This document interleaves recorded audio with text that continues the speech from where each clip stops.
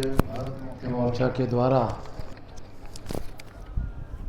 राष्ट्रीय मूल निवासी Bahujan Karmachari Sangh trade union professor teacher and non teaching employees wing प्रोटाम इनके संदर्भ में अपर मुख्य सचिव शिक्षा विभाग के फाटक के खिलाफ बिहार प्रदेश व्यापी आंदोलन। पहले ये बात मैं थोड़ा आप लोगों के सामने बता देता हूँ।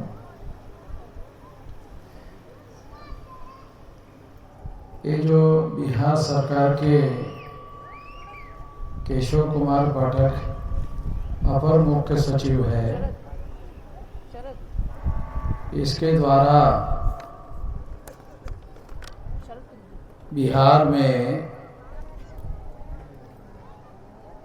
जो 5 मुद्दे यहाँ लिखे हुए हैं। पहला मुद्दा है अपर मुख्य सचिव शिक्षा विभाग के पाठक केशव कुमार पाठक के द्वारा गत 1 वर्ष में विभाग स्तर से कोई भी पदाधिकारी का स्थानांतरण पदस्थापन नियमानुसार नहीं किया गया, सीधे प्रतिनियुक्ति किया गया। इससे श्री के पाठक की मनमानी स्पष्ट रूप से दिखाई दे रही है। एक तो ये एक मुद्दा है। दूसरा मुद्दा है शिक्षा व्यवसाय धंधा नहीं है, वह राष्ट्र सेवा है, लेकिन निजी एजेंसियों के द्वारा शिक्षा विभाग को नियंत्रित एवं संचालित करना ये संविधान द्रोह है। ये दूसरा मुद्दा। बिहार में जो प्रदेशव्यापी आंदोलन इस संदर्भ में के पाठक के विरोध में किया जा रहा है, उसके ये मुद्दे मैं आपको बता रहा। तीसरा मुद्दा है अपर मुख्य सचिव के पाठक एवं निजी एजेंसियों के द्वारा निर्माण एवं साधन संसाधन के नाम पर सरकारी धन का आपस में दुरुपयोग करना तीसरा मुद्दा है। चौथा मुद्दा है जिला स्तर पर प्रतिनियुक्ति किए गए पदाधिकारियों में वरीयता का ख्याल न रखना, जिसमें अपर मुख्य सचिव के पाठक के मनमाने पूर्ण मानसिकता को दर्शाता है। ये चौथा मुद्दा है। पांचवा मुद्दा है शिक्षक दिहाड़ी मजदूर नहीं है। ये इस तरीके से बिहार में जो के पाठक है वो शिक्षकों के साथ ऐसा व्यवहार कर रहे हैं। यदि इन लोगों को न्याय नहीं मिला तो 1 जुलाई 2024 को बिहार बंद करने का ऐलान किया गया है। तो ये बात आप बिहार के लोगों को इसके द्वारा जानकारी हो, इसलिए ये बात मैं आप लोगों के सामने घोषित कर रहा हूँ, ताकि अभी से आप अगर इस तरह का अन्याय रोकना है तो ये रोकने के लिए हम लोग आने वाले समय में आंदोलन करने वाले हैं। साथियों, देश भर में जो राष्ट्रीय परिवर्तन मोर्चा नाम का एक संगठन बनाया गया है। ये जो संगठन है राष्ट्रीय परिवर्तन मोर्चा, जैसे बीजेपी के द्वारा एक गठबंधन बनाया गया है national democratic alliance NDA Modi के नेतृत्व में, उसी तरह से कांग्रेस के नेतृत्व में इंडिया गठबंधन बनाया गया है। उसी तरह से राष्ट्रीय परिवर्तन मोर्चा के नेतृत्व के तहत SC ST OBC माइनॉरिटी के 83 पार्टियां, SC ST OBC माइनॉरिटी 83 पार्टियों को इकट्ठा करके ये राष्ट्रीय परिवर्तन मोर्चा बनाया गया है। और ये 83 पार्टियों के माध्यम से जो राष्ट्रीय परिवर्तन मोर्चा बनाया गया, उसमें बहुजन मुक्ति पार्टी के द्वारा खास तौर पर पहल करके ये काम किया गया है। आज का ये जो कार्यक्रम है, जिसके लिए अलग अलग प्रकार के विषय रखे गए हैं, वो विषय है वोट का अधिकार। यह केवल वोट का अधिकार नहीं है, बल्कि वह भारतीय प्रजा को संविधान में दिया हुआ विचार अभिव्यक्ति का मौलिक अधिकार है। ईवीएम मशीन से उस अधिकार का हनन होता है।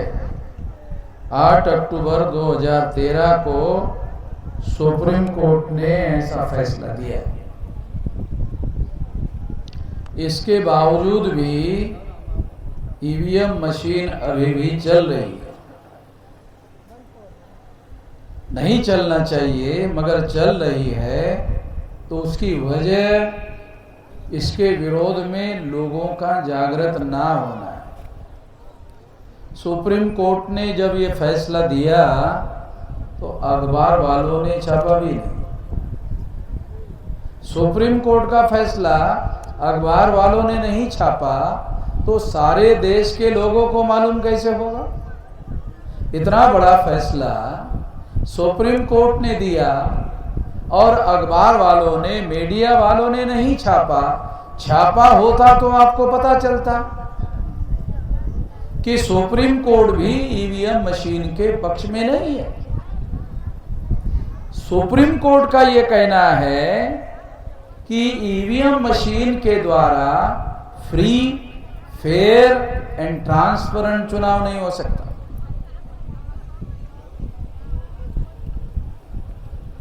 अगर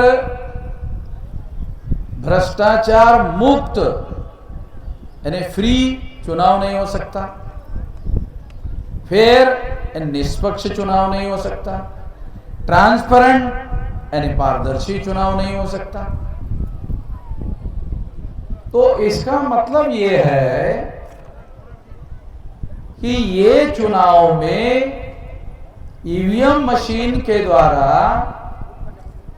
घोटाला होने का, घोटाला किया जाने का ज्यादा से ज्यादा खतरा है।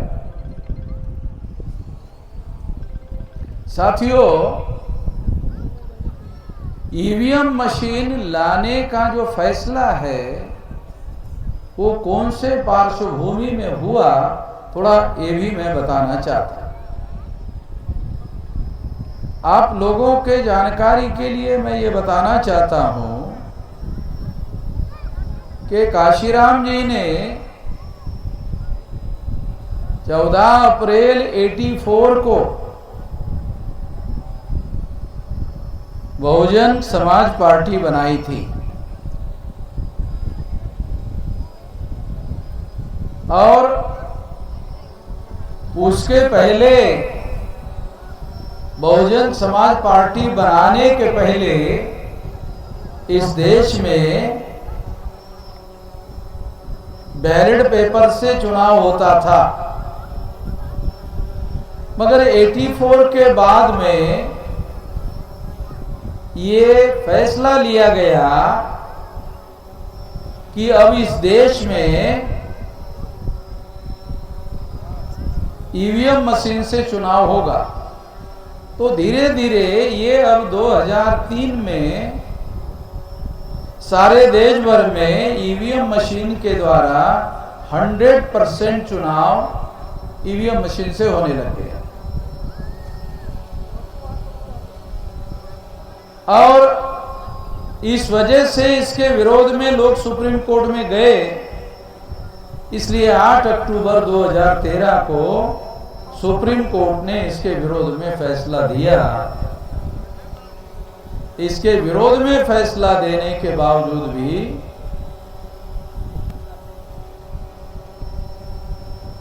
सुप्रीम कोर्ट का ये फैसला लागू नहीं हुआ, क्योंकि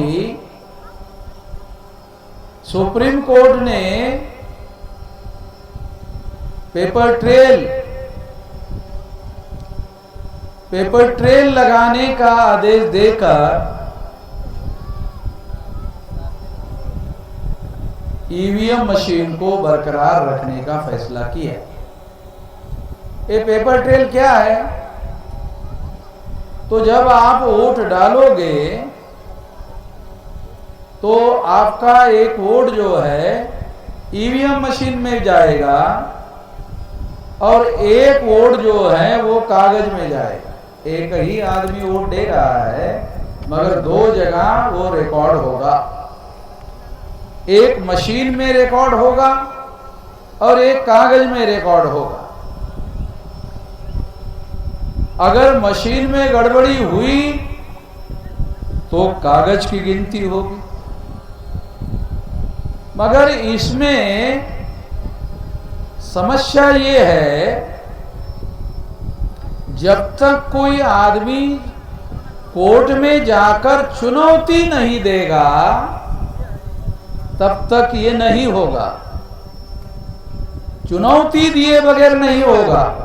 चुनौती देने के लिए 543 लोकसभा में हर आदमी करेगा ऐसा तो नहीं हो सकता।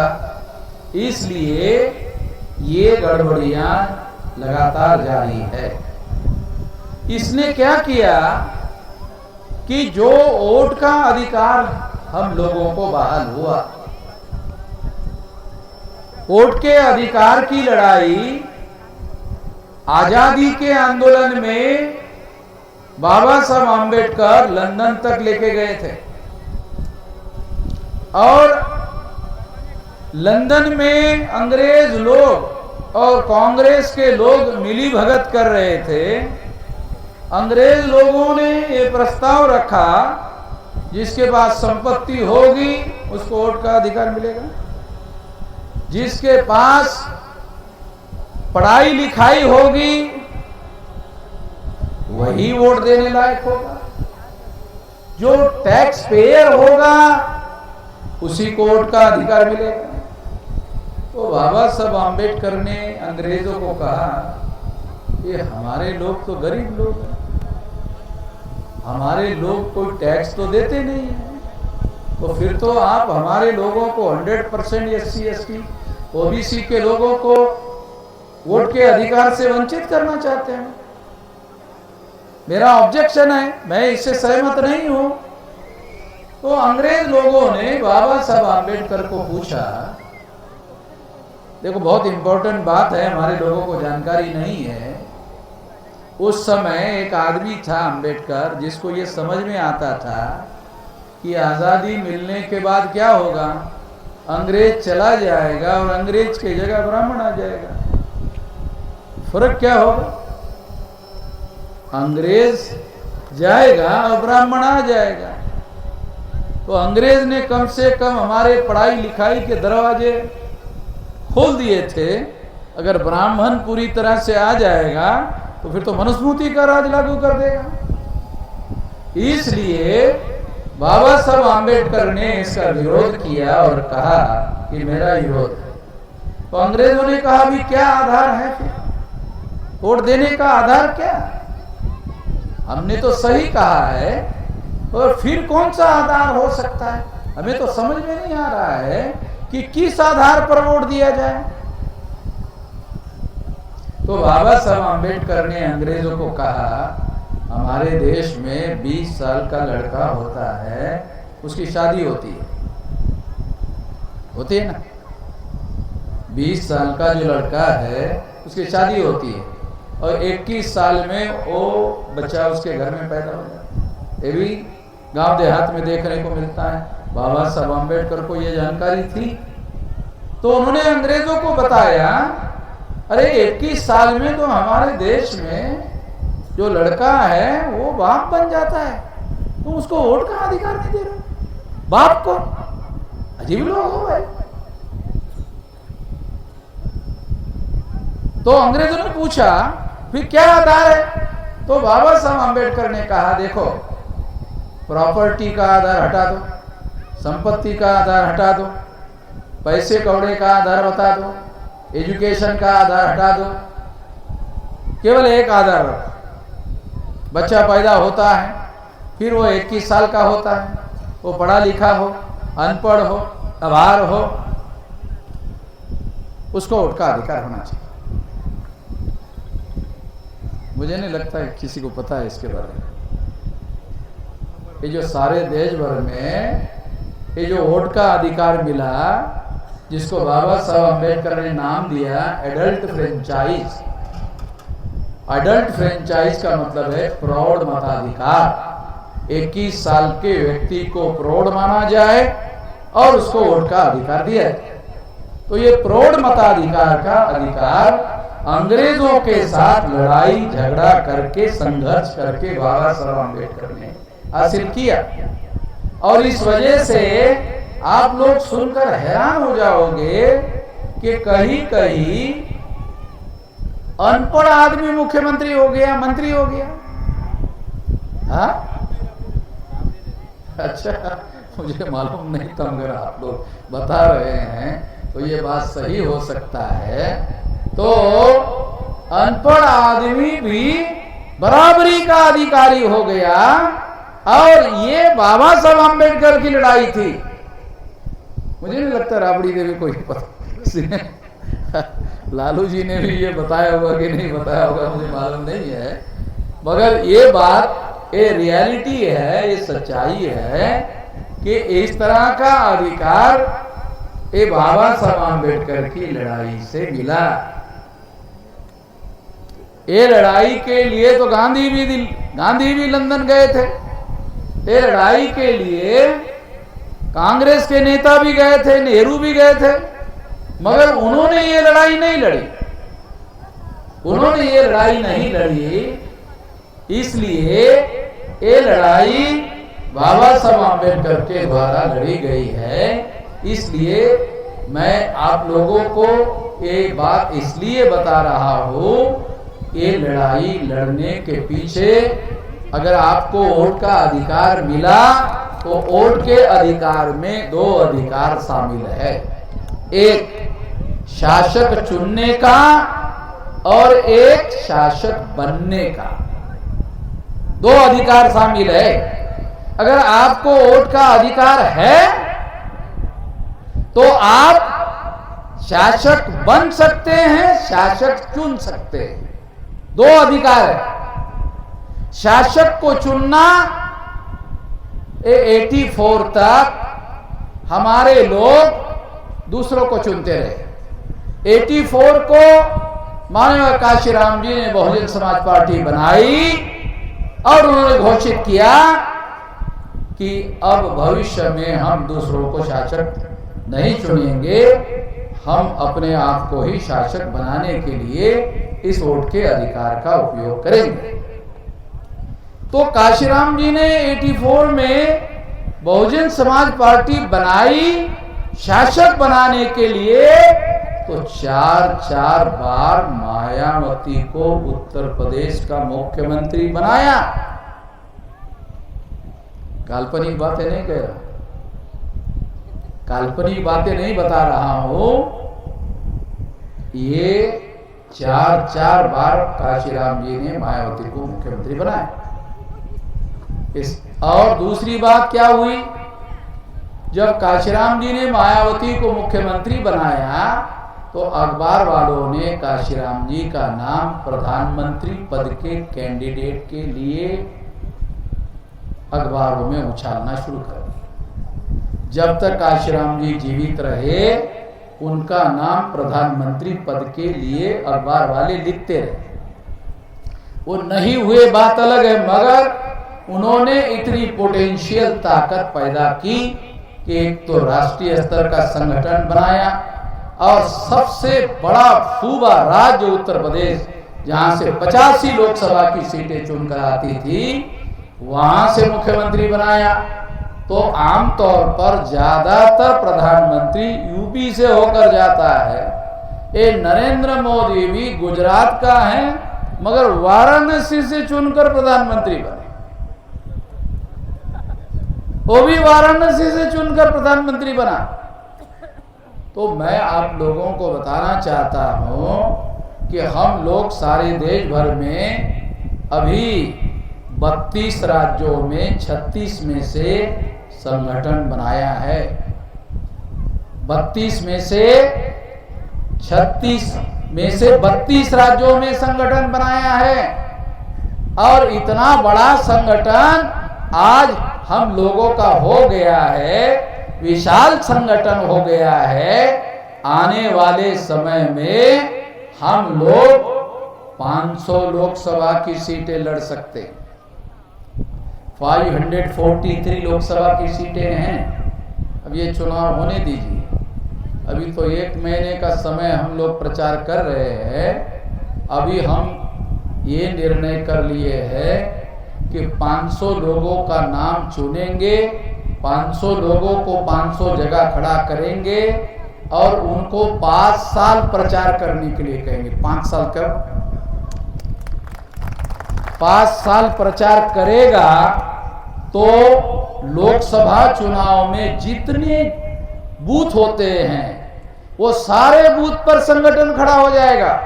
चुनाव जीतने का तरीका बता रहा हूं। अगर कोई चुनाव जीतना चाहता है तो लोकसभा में जितने बूथ होते हैं उतने बूथ पर आपका आदमी होना चाहिए, बूथ पर आपका संगठन होना चाहिए। और अगर ज्यादा से ज्यादा वोट हासिल करना है तो बूथ के नीचे schedule caste, most backward schedule caste, extreme backward schedule caste, schedule tribe, most backward schedule tribe, MBC, OBC, minority, Muslim, Sikh, ईसाई, बुद्धिस्ट, जैन, लिंगायत, ऐसे 14 सामाजिक समूहों का अगर हम बूथ लेवल पर संगठन खड़ा कर देते हैं तो आपको झोली भर भर के अखबार वाले आपकी खबर छापते हैं। नहीं छापते हैं तो आपके लोगों के वोट ज्यादा से ज्यादा हमारे लोगों को पड़ेंगे। कैसे पड़ेंगे? देखो, schedule caste, schedule tribe, OBC, इनकी संख्या देश में 74.5% है। माइनॉरिटी को मिला दो, ये संख्या 85% हो जाती है। तो 100 में 85% वोट हमारे हैं। पिछले लोकसभा में नरेंद्र मोदी ने 303 लोकसभा की सीटें जीती। वोट कितने पड़े? 37.7%। हमारे वोट कितने हैं? 85%। अगर हम लोग अपने ही लोगों को चुनना चाहे तो ये ध्यान रखना होगा, वो अपना आदमी होने से काम नहीं चलेगा। पार्टी अपनी हो, विचारधारा अपनी हो, उद्देश्य अपना हो, प्रतिनिधि अपना हो, नेतृत्व करने वाला आदमी अपना हो, उसका कार्यक्रम अपना हो। अगर इतनी बातें जिस संगठन के पास होती है तो मान लेना वो संगठन आपके लोगों का है, आपकी लड़ाई लड़ने वाले लोगों का है। मेरा कहना है, हमारे लोगों के द्वारा जिन लोगों को चुनाव में खड़ा करवाया जा रहा है, आप उनको चुनकर देते हो तो आपकी लड़ाई लड़ेंगे। आप चुनकर नहीं देते हो तो भी उसकी लड़ाई वो लोग लड़ेंगे, क्योंकि वो आंदोलन ही तुम लोगों की लड़ाई लड़ने के लिए बनाया गया है। इसलिए ये लड़ाई जारी रहेगी।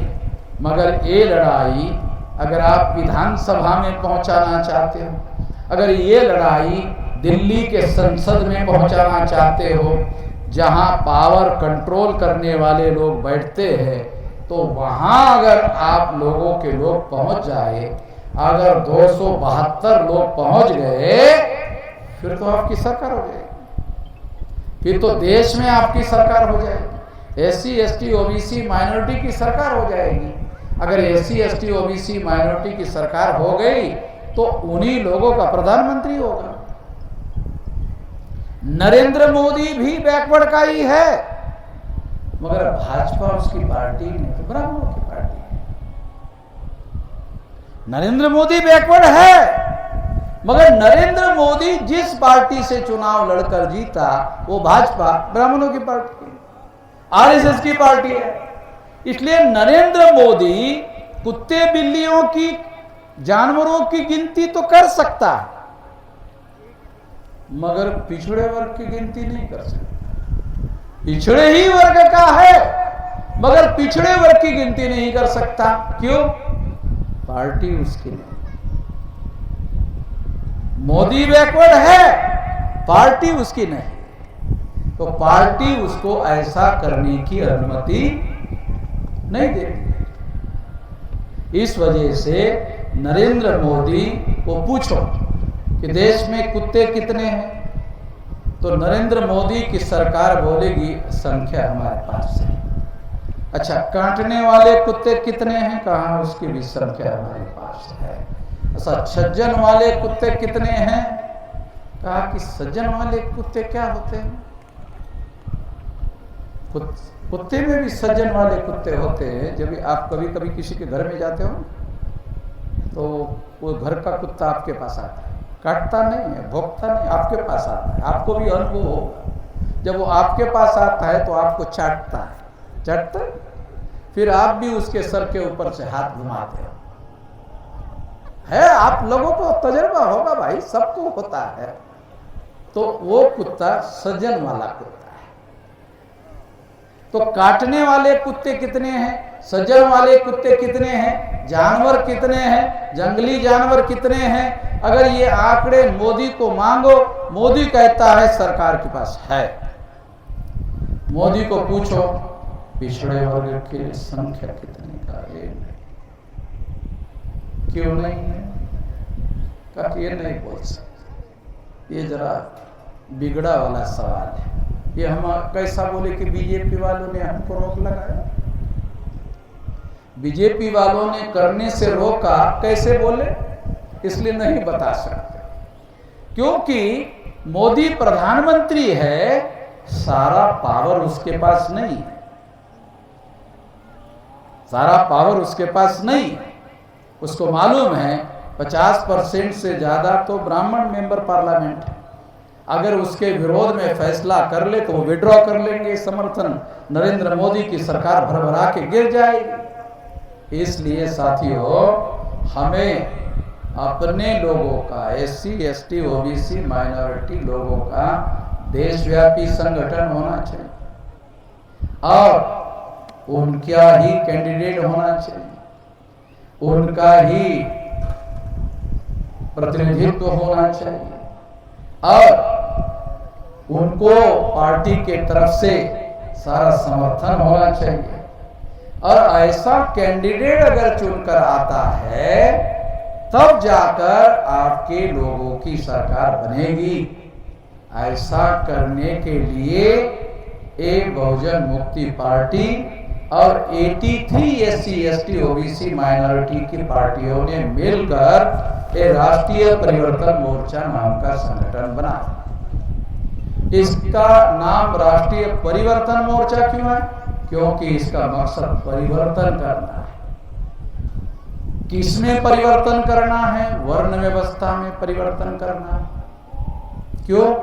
क्योंकि वर्ण व्यवस्था में जो चौथा वर्ण शूद्र है वो पिछड़े वर्ग के लोगों को शूद्र बनाया गया है और जो अछूत लोग है उसको शेड्यूल कास्ट बनाया, जो आदिवासी है उसको शेड्यूल ट्राइब बनाया हुआ।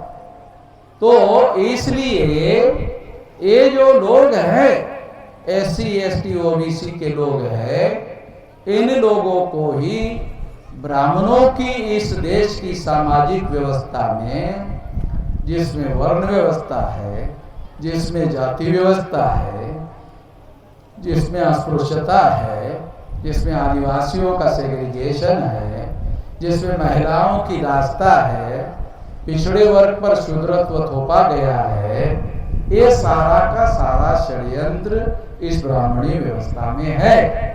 इसको बदलना है, इसको बदलेंगे, इसके लिए परिवर्तन का लक्ष्य रखा गया, इसके लिए परिवर्तन का मकसद रखा गया और परिवर्तन करने के लिए ये देशव्यापी संगठन बनाया। मेरी उम्र 18 साल कुछ महीने की थी तब से कर रहा हूं, 18 साल कुछ महीने। क्यों 18 साल कुछ महीने की उम्र होने की वजह से मुझे सेंट्रल गवर्नमेंट में नौकरी मिल गई। प्रथम श्रेणी का विद्यार्थी था तो बगैर किसी इंटरव्यू के नौकरी मिली। नौकरी लगते ही हमारे पास पैसा आना लग गया, महीने में पैसा आना लग गया। तो हमने निर्णय किया कि ये पैसा सारे देश भर में हमारा संगठन खड़ा करने के लिए लगाएंगे। तो हमने उस समय से लेकर लंबा समय लगाकर अभी 32 राज्यों में संगठन बनाया, 625 जिलों में संगठन बनाया। 2030 तक ये संगठन 6 लाख गांव का हो जाएगा और ये आंदोलन देशव्यापी आंदोलन हो जाएगा। इसके लिए पहले हमने पढ़े लिखे लोगों का संगठन बनाया, एजुकेटेड लोगों का संगठन बनाया, उसके लिए लंबा समय लगाया। अभी जो आम आदमी हैं, गांव में रहने वाले आदमी हैं, पहले हम इस तरह के कार्यक्रम शहरों में करते थे, अभी कार्यक्रम हम गांवों में करना शुरू कर दिया है।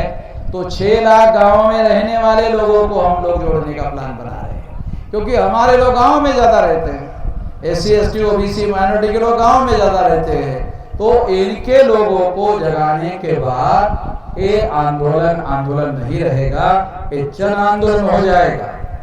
जैसे 9 अगस्त 1942 को गांधी जी ने अंग्रेजों के विरोध में भारत छोड़ो आंदोलन शुरू किया था, तो अंग्रेजों को भारत छोड़कर जाना पड़ा।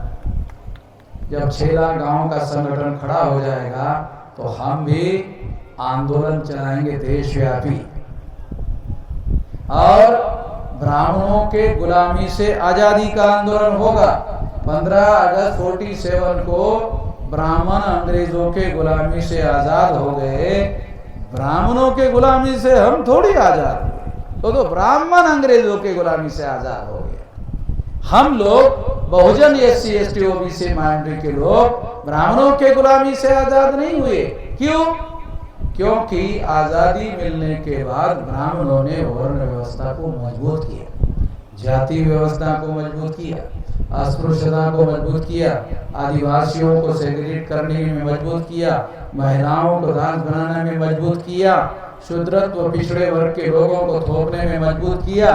पिछड़े वर्ग की संख्या 52% है, मगर उनके लोगों को चपरासी की और बाबू की नौकरी देने के लिए इन लोगों ने विरोध किया। ये इस बात का सबूत है कि उन्होंने हमारी गुलामी को मजबूत करने का काम किया। इसमें बदलाव करना होगा, इसमें परिवर्तन लाना होगा। ये परिवर्तन लाने के लिए ये आंदोलन चलाया जा रहा है। तो मैं बहुत ज़्यादा लंबी बात ना कहते हुए, क्योंकि आप बहुत सवेरे से बैठे हुए और 4:30 बज गए हैं, अभी तो थोड़ा ही समय रह गया, लगभग दिन तो आपका चला गया है और यहाँ से निकलोगे तो घर में जाते जाते तो अंधेरा हो ही जाएगा। इसके बावजूद भी आपकी सहनशीलता का कमाल करना होगा, कमाल मानना होगा। इसके बावजूद भी आप लगातार बैठे हैं और इसलिए मैं आपका धन्यवाद ज्ञापन करते हुए आप लोग इस आंदोलन को गांव-गांव में पहुंचाओ, गांव-गांव में कमेटियों का गठन करो, SC ST OBC माइनॉरिटी के कमेटियों का गठन करो और उन लोगों को इस आंदोलन के साथ जोड़ो, तो ये आंदोलन बहुत कम समय में सफल हो जाएगा। इतना ही इस मौके पर मैं कहना चाहता हूँ। आपने मेरी बात ध्यान से सुनी, इसके लिए आभार, धन्यवाद।